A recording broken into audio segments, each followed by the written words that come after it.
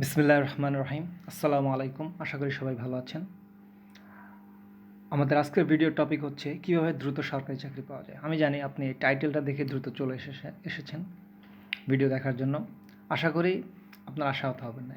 এখন থেকে আমি ইনশাআল্লাহ নিয়মিত ভিডিও দেওয়া শুরু করবো আবার। আমরা একটু ব্রেক নিয়েছিলাম অনেক দিনের, এখন থেকে সেই ব্রেক অফ। আশা করি নিয়মিত ভিডিও দিব। যাই হোক, কথা চলে আসি। আপনি যদি আমেরিকা যেতে চান, আপনাকে আমেরিকা যাওয়ার প্লেনে উঠতে হবে, তাই না? এখন আপনি যদি আমেরিকা যাওয়ার প্লেনে না উঠে উগান্ডা যাওয়ার প্লেনে উঠেন, তাহলে কি কোনো দিন আমেরিকা যেতে পারবেন? ওই প্লেন যতই দ্রুত গতিতে যাক, যদি আলোর গতিতেও চলে, আপনি কিন্তু কখনোই আমেরিকা যেতে পারবেন না। তাই আপনাকে একটা সঠিক পরিকল্পনা করতে হবে, সঠিক উপায়ে যেতে হবে, সঠিক প্লেনে উঠতে হবে, তাই না? আর আমাদের এই প্লেনটার নাম হচ্ছে সরকারি চাকরি। দেখি কীভাবে এই প্লেনে উঠে আমরা ওই সরকারি চাকরি নামক গন্তব্যে যেতে পারি। আমাদের মহানবী সাল্লাল্লাহু আলাইহি ওয়াসাল্লামকে প্রশ্ন করা হয়েছিল যে মায়ের গুরুত্ব আর বাবার গুরুত্ব নিয়ে। তখন তিনি প্রথম বলেছিলেন সন্তানের কাছে মায়ের গুরুত্ব সবচেয়ে বেশি, তার প্রথমে মায়ের গুরুত্ব, তারপরে মায়ের গুরুত্ব, তৃতীয়তেও তিনি বলেছিলেন মায়ের গুরুত্ব, আর চতুর্থতে তিনি বলেছেন বাবার অবস্থান। ওকে, এভাবেই সরকারি চাকরি পাওয়ার জন্য আপনাকে প্রথম তিনটা জিনিস থাকতে হবে। 1 ধৈর্য, 2 ধৈর্য, 3 ধৈর্য। এই প্রথম তিনটাই হচ্ছে ধৈর্য থাকতে হবে। আপনি যতই মেধাবী হন না কেন, আপনাকে ধৈর্য থাকতেই হবে। আপনি বিগত বিসিএসের সময়কাল নিয়ে একটু অ্যানালাইসিস করুন, দেখুন কত সময় লেগেছে। 40তম বিসিএসে অনেক সময় লেগেছে শেষ হতে। এখন তো নন ক্যাডার আছে, নন ক্যাডার তো নিয়োগ হতে অনেক সময় লেগে যায়। 38-এ নন ক্যাডার, সেখানেও অনেক সময় লেগেছে। এখন আলহামদুলিল্লাহ নতুন চেয়ারম্যান বা নতুন ক্যালেন্ডার অনুযায়ী বলা হচ্ছে 47তম বিসিএস থেকে বিসিএস নতুন ক্যালেন্ডার অনুযায়ী হবে, খুব দ্রুত শেষ হবে। আমরা চাই সবাই সব কিছু খুব দ্রুত শেষ হোক। তাহলে আমাদের প্রথম তিনটা হচ্ছে 1, 2, 3, তিনটে হচ্ছে ধৈর্য থাকতে হবে। আপনাকে অবশ্যই ধৈর্য থাকতে হবে। আমরা 11টা নিয়ে আলোচনা করব, আশা করি মনোযোগ দিয়ে শুনবেন। 4 নম্বরে হচ্ছে ধৈর্যের সাথে আপনাকে মেধা থাকতে হবে। আপনার যতই ধৈর্য থাকুক, আপনার যদি মেধা না থাকে তাহলে কিন্তু হবে না। মিনিমাম তো কিছু মেধা থাকতেই হবে, তাই না? ধৈর্য আর মেধার সমন্বয় করতে হবে। আর মেধার জন্য আপনার মূলত ইংরেজি আর ম্যাথে দক্ষ হতে হবে। ইংরেজি ম্যাথে মিনিমাম বেসিকটা অ্যাটলিস্ট ক্লিয়ার থাকতে হবে। তাই বেসিক ক্লিয়ার থাকলে তো সেটার উপর ফাউন্ডেশন করা যায়। আপনার যদি ফাউন্ডেশনই না থাকে, তাহলে সেটা দিয়ে কী করবেন? আর ইংরেজি গ্রামার বলতে অনেকে মনে করে যে অনেক হাই লেভেলের গ্রামার পড়তে হবে না। আপনি অক্সফোর্ড ইউনিভার্সিটির ইংরেজি টিচারের নিয়োগ পরীক্ষা অংশগ্রহণ করছেন না, আপনাকে একদম হাইয়েস্ট লেভেলের গ্রামার জানতে হবে না। এটা হচ্ছে বাস্তব কথা। আপনাকে মোটামুটি বেসিকটা ক্লিয়ার থাকতে হবে, আর একটু ভালো হতে হবে, এই আর কি। আর ফ্রি হ্যান্ড রাইটিংটা যত ভালো হবে তত ভালো হবে, আপনার রেজাল্ট ভালো হওয়ার সম্ভাবনা তত ভালো হবে। শুধু বিসিএস পরীক্ষা, যে কোনো ক্ষেত্রে আপনার কর্মক্ষেত্রে ফ্রি হ্যান্ড রাইটিংটা অনেক কাজে লাগবে। আমি একটা ভিডিও করব ফ্রি হ্যান্ড রাইটিং নিয়ে, কীভাবে লিখলে ভালো হবে, একটা সুন্দর, আপনারা আশা করি অবশ্যই ভালো লাগবে। আমার গ্রুপে বিসিএস এই গ্রুপে অলরেডি আমি high quality free handwriting নিয়ে কিছু পোস্ট করছি, আপনারা দেখলে উপকৃত হবেন। তারপর এই যেমন লিখিত পরীক্ষায় প্রেজেন্টেশনটা সুন্দর হতে হয়, এটাও কিন্তু এক ধরনের মেধা। নিজেকে আমি যা জানি সেটা কিন্তু প্রকাশ করতে হবে ভালোভাবে, এটাও কিন্তু মেধা। মেধা মানেই কিন্তু যে মুখস্থ করলাম আর হয়ে গেল, এটা কিন্তু মেধা না। মেধা কিন্তু অনেক কিছু, তাই না? যাই হোক, তারপর হচ্ছে 5 নম্বর হচ্ছে পরিশ্রম। একটা কথা আছে, পরিশ্রমীকে বিনা পারিশ্রমিকে বিদায় দেয় না। বুঝতে পেরেছেন? আপনাকে গাধার মতো পরিশ্রম করতে হবে। শুধু পরিশ্রমের কারণে কেউ আগায় না। আপনাকে পরিশ্রমের সাথে অবশিষ্ট গুণগুলো অবশ্যই থাকতে হবে। আপনার পরিশ্রম ছাড়া জীবনও বিসিএস কেন, চাকরির বাজারে যে অবস্থা এখন হচ্ছে, কি বলবো, অমানবিক। এটা হচ্ছে জাস্ট অমানবিক প্রতিযোগিতা। শত শত হাজার হাজার জন পরীক্ষা দিয়ে মাত্র কয়েকজন চাকরি পাচ্ছে। আপনাকে গাধার মতো পরিশ্রম করতে হবে। পরীক্ষা যখন ডেট দিবে তখন তো কি বলবো, শরীরে যতক্ষণ কুলায় সর্বোচ্চ চেষ্টা করতে হবে চাকরি পাওয়ার জন্য। এটা হচ্ছে আপনার জীবনের সবচেয়ে প্রতিযোগিতামূলক পরীক্ষা। এখানে আপনাকে সর্বোচ্চ লেভেলের পরিশ্রমী হতে হবে। এটা মনে করবেন বিশ্বকাপ ফাইনাল আপনার জন্য। বিশ্বকাপ ফাইনালের জন্য খেলোয়াড়রা কীরকম প্রস্তুতি নেয়, আপনাকে সেই রকমের প্রস্তুতি নিতে হবে। তারপর 6 নম্বর হচ্ছে ভাগ্য। আপনাকে সবই আছে, মেধা আছে, ধৈর্য আছে, সবই আছে আপনার, পরিশ্রমও আপনি, কিন্তু আপনার ভাগ্য তো থাকতে হবে, তাই না? ভাগ্য যদি না থাকে তাহলে তো কিছুই হবে না। আর আমাদের ভাগ্যের জন্য পরিশ্রম করতে হবে, সবই করতে হবে, কিন্তু ভাগ্যে থাকতে হবে অ্যাটলিস্ট। ভাগ্যে যদি না হয় তাহলে মেনে নিতে হবে, যা হয়েছে সব ঠিক আছে আলহামদুলিল্লাহ, আল্লাহ যা ভালো মনে করেছেন, সৃষ্টিকর্তা যা ভালো মনে করেছে আমাকে সেটাই দিয়েছেন। যেমন 38তম বিসিএস আইসিটি থেকে প্রায় 250 জন নিয়েছিল, 250 জন, 250+ সিট ছিল। এটা কিন্তু সব বিসিএসে হয় না, এটা খুবই কম। যেমন আমার পরিচিত একজন ওই বিসিএসে 38 থেকে ক্যাডার হয়েছে, শিক্ষা ক্যাডার, উনি কিন্তু 2বার রিটার্ন ফেল করেছেন এর আগে, এবং এটা ছিল ওনার জীবনের শেষ পরীক্ষা। তাহলে বোঝেন ভাগ্যটা কতটা ইম্পর্টেন্ট। আর নন ক্যাডারদের জন্য তো ভাগ্য আরও ইম্পর্টেন্ট। যেমন 36 নন ক্যাডার, তার তো ছিল চরম অভাগা, নবম গ্রেডে মাত্র কয়েকটা সিট ছিল। এরকম ভাগ্যটা অবশ্যই লাগবে। কেউ কেউ তো পরীক্ষার সময় অসুস্থ হয়ে যেতে পারেন, তাই না? তাই আল্লাহর কাছে, সৃষ্টিকর্তার কাছে সবসময় দোয়া করবেন যেন আপনি সুস্থ থাকেন, ভালোভাবে পরীক্ষা দেন, আর আপনার ভালো রেজাল্টের জন্য সবসময় দোয়া করবেন যে আল্লাহ আপনাকে সব দিকে সন্তুষ্ট রাখেন, রেজাল্টটা যেন ভালো হয়, কর্মক্ষেত্রটা যেন ভালো হয়। এই যারা মুসলিম আছে আমরা তারা নামাজ পড়বো, অন্য ধর্মের হলেও সৃষ্টিকর্তাকে স্মরণ করব। এই 7 নম্বর যেই বৈশিষ্ট্যটা থাকতে হবে, বা 7 নম্বর উপায়টা হচ্ছে একাগ্রতা। শেক্সপিয়ারের একটা কথা আছে যে to be or not to be, that is the question. মানে করবো কি করবো না, বা হবে কি হবে না, এটাই হচ্ছে কোয়েশ্চেন। সবসময় একটা দ্বিধাদ্বন্দ্ব, না এরকম দ্বিধাদ্বন্দ্বে থাকা যাবে না। আপনি সরকারি চাকরি করবেন না বেসরকারি চাকরি করবেন, না বিদেশ চলে যাবেন, এই ডিসিশনটা আপনাকে আগে নিতে হবে। সব একসাথে কিন্তু হবে না, সব একসাথে হয়ও না। এই ডিসিশনটা আগে নেবেন, সময় নেন, 1 মাস 2 মাস 3 মাস আপনি সময় নিন, সময় নিয়ে ডিসিশনটা নেন। তারপর যেই দিকে ডিসিশন নেবেন ওই দিকে একদম ঝাঁপিয়ে পড়বেন। বুঝতে পারছেন? টার্গেট কিন্তু চেঞ্জ করা যাবে না। সামান্য কম বেশি হতে পারে, যে সরকারি চাকরি ঠিক আছে, নবম গ্রেড যদি না পাই আমি 10ম গ্রেডেও করবো, ক্যাডার না হলে, নন ক্যাডার হলে সমস্যা নেই, এরকম হতে পারে। বা আমি যদি বেসরকারি করতে চাই, বেশি বেতন হবে, ঠিক আছে একটু কম বেতনে শুরু করলাম, সমস্যা কি? বিদেশ যেতে চাচ্ছি, আমেরিকা টার্গেট, না আমেরিকা হয়নি, কানাডা হয়েছে, ঠিক আছে সমস্যা নাই। ইউরোপ টার্গেট, ইউরোপ হলো না, হলো আমার কানাডা, ঠিক আছে সেটা না হয়, সেই দাঁড়িয়ে টার্গেট না হয় হয়তো একটু একটু চেঞ্জ করা যেতে পারে, কিন্তু আপনার টার্গেট সেট করে তারপর হচ্ছে আগাতে হবে। ওই ওই প্লেনের মতো, যে আপনি উগান্ডা যেতে চাইলে উগান্ডার প্লেনেই উঠতে হবে, আমেরিকা যেতে চাইলে আমেরিকার প্লেনেই উঠতে হবে। 8 নম্বর যে গুণটার কথা বলবো, যে উপায়টার কথা বলবো, সেটা হচ্ছে নিয়মানুবর্তিতা। আপনাকে রেগুলার পড়াশোনা করতে হবে। আপনি কিন্তু পরীক্ষার আগের দিন পড়লে এটা হবে না, এটা ভার্সিটির সেমিস্টার ফাইনাল না, বা ভার্সিটির কোনো পরীক্ষা না, বা ক্লাস টেস্টও না। আপনাকে রেগুলার পড়তে হবে, রেগুলার, দিনের পর দিন, মাসের পর মাস রেগুলার পড়তে হবে। যেমন আমরা যে নামাজ টামাজ পড়ি, আল্লাহ কিন্তু যে যে একদিনে মনে করেন পুরা কোরআন শরীফ শেষ করে ফেললো, তাকে যতটুকু পছন্দ করবে তার চেয়ে যে প্রতিদিন একটু একটু করে সারা জীবন পড়লো, সারা বছর পড়লো, তাকে কিন্তু আল্লাহ আরও বেশি পছন্দ করে, এটাতে কিন্তু সওয়াব আরও বেশি হয়। বুঝতে পেরেছি? আমরা ভার্সিটিতে মনে করতাম আমরা নেক্সট সেমিস্টার ফাটিয়ে ফেলবো। যারা যারা এরকম চিন্তা করেছেন হাত তোলেন, আশা করি সবাই হাত তুলেছেন। আমিও এরকম করতাম, কিন্তু নেক্সট সেমিস্টার আর জীবনে আসে নাই, তাই না? এটা ভার্সিটি লাইফটা আমাদের এখন আর নাই, এখন কর্মক্ষেত্র, এটা অনেক চ্যালেঞ্জিং জীবন।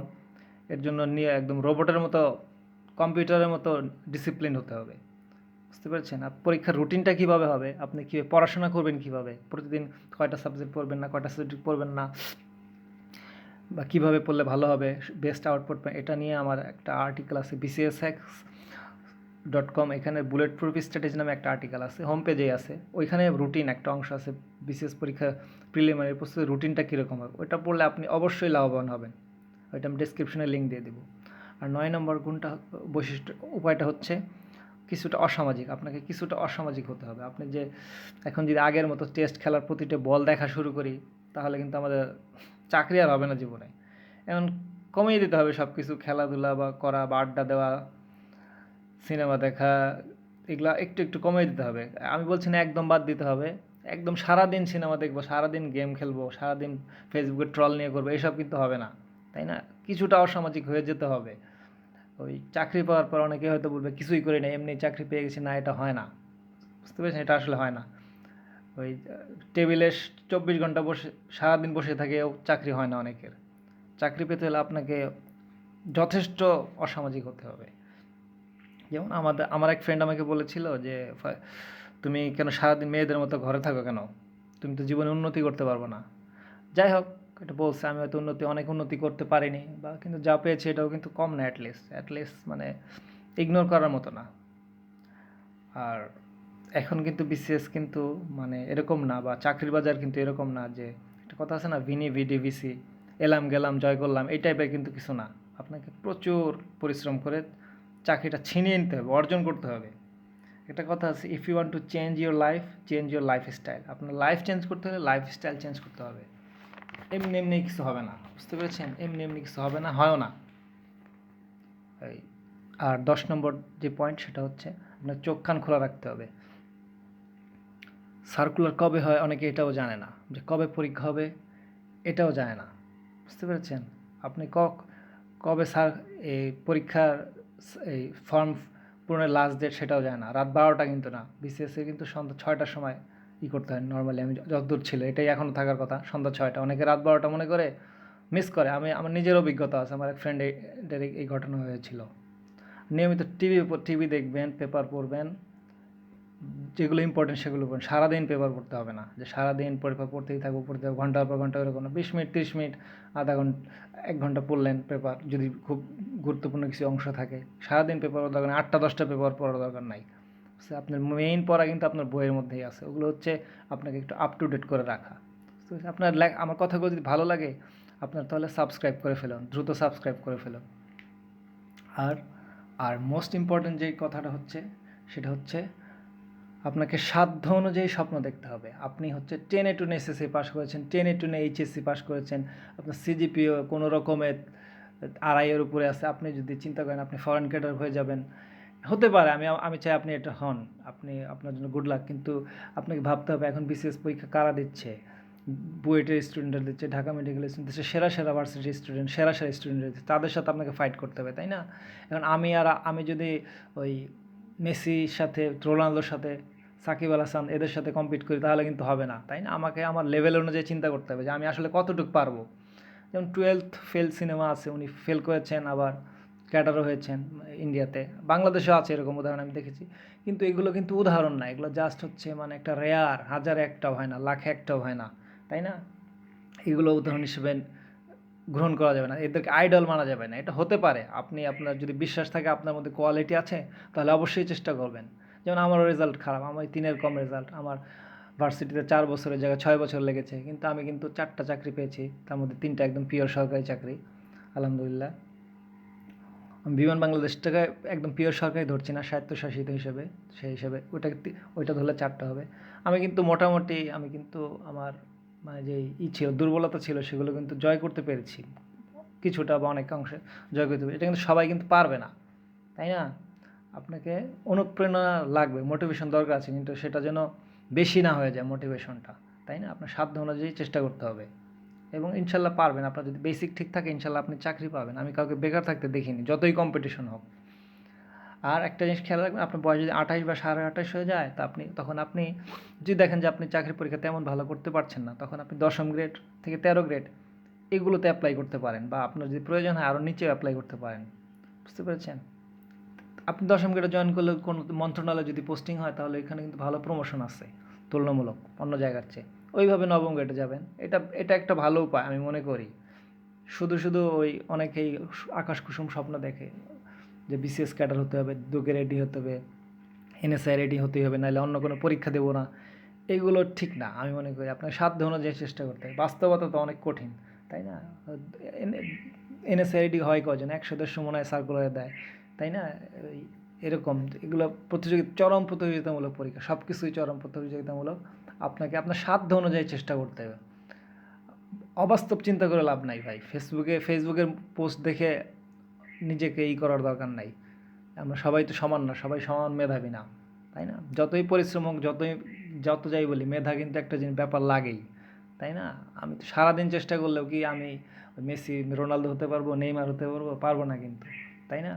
প্রতি বছর তো কত সবাই পরীক্ষা দেয়, এখনও কিন্তু সুশান্ত পোলের রেকর্ডটা অক্ষত আছে, তাই না? সবাই তো চেষ্টা করে যে আমি যদি রেকর্ডটা ভাঙতে পারতাম, কিন্তু হচ্ছে না। যাই হোক, এটা মেইন কথা হচ্ছে আপনার সাধ্য অনুযায়ী স্বপ্ন দেখেন। এগুলো একটু আপনারা ডিমোটিভেটেড হবেন যে আসলাম চাকরি পাওয়ার জন্য, ক্যাডার হওয়ার জন্য, উনি এত ডিসকারেজ করছে, জিনিসটা আসলে না। আমি একটু বাস্তবতা বলার চেষ্টা করি, তাই না? আপনাকে শুধু স্বপ্ন দেখে কী লাভ? আমি ওরকম স্বপ্ন দেখা কঠিন, খুবই কঠিন চাকরি পাওয়া, কিন্তু আপনি পাবেন। আপনি যদি আপনার টার্গেটটা ঠিক রাখেন, আপনার বেসিকটা ক্লিয়ার থাকে, আপনি ইনশাল্লাহ চাকরি পাবেন, আপনার সাধ্য অনুযায়ী যদি চেষ্টা করেন, তাই না? এখন তাহলে সামারি করি আমি। সামারিটা হচ্ছে ধৈর্য থাকতে হবে, আপনার মেধা থাকতে হবে, পরিশ্রম করতে হবে, ম্যাথ ইংরেজি দক্ষতা, আর আরেকটা সাবজেক্ট বলে ম্যাথ ইংরেজি বিজ্ঞান, এগুলোতে আপনার ভালো দক্ষতা থাকতে হবে। ম্যাথ, ইংরেজি, বিজ্ঞান আর ফ্রি হ্যান্ড রাইটিং, এই চারটা যদি কারো থাকে তার চাকরি পাওয়াটা মানে না পাওয়াটাই কঠিন। আমি মনে করবো চাকরি পাওয়াটা তার জন্য যথেষ্ট সহজ হবে, যথেষ্ট মানে সম্ভব হবে। ম্যাথ, ইংলিশ, বিজ্ঞান আর ফ্রি হ্যান্ড রাইটিং, এই চারটা যদি কেউ থাকে। তারপর হচ্ছে তো মেধা বললাম, তারপর পরিশ্রমী হতে হবে, ভাগ্য থাকতে হবে, একাগ্রতা থাকতে হবে, নিয়মানুবর্তিতা থাকতে হবে, কিছুটা অসামাজিক হয়ে যাবেন, চোখ কান খোলা রাখবেন, সাধ্য অনুযায়ী স্বপ্ন দেখবেন, শুধু স্বপ্নই দেখবেন না। এই এই হচ্ছে আমাদের সামারি। তাহলে আমার কথাগুলো, ভিডিওগুলো যদি ভালো লাগে তাহলে সাবস্ক্রাইব করুন, আর আমার পড়াশোনাগুলো, আমার সাইটে লেখাগুলো ভালো মতো পড়ুন, ইনশাল্লাহ ভালো হবে। গ্রুপে জয়েন করুন। আর কি বলবো, সবাই ভালো থাকবেন। আল্লাহ হাফেজ। আমার জন্য দোয়া করবেন।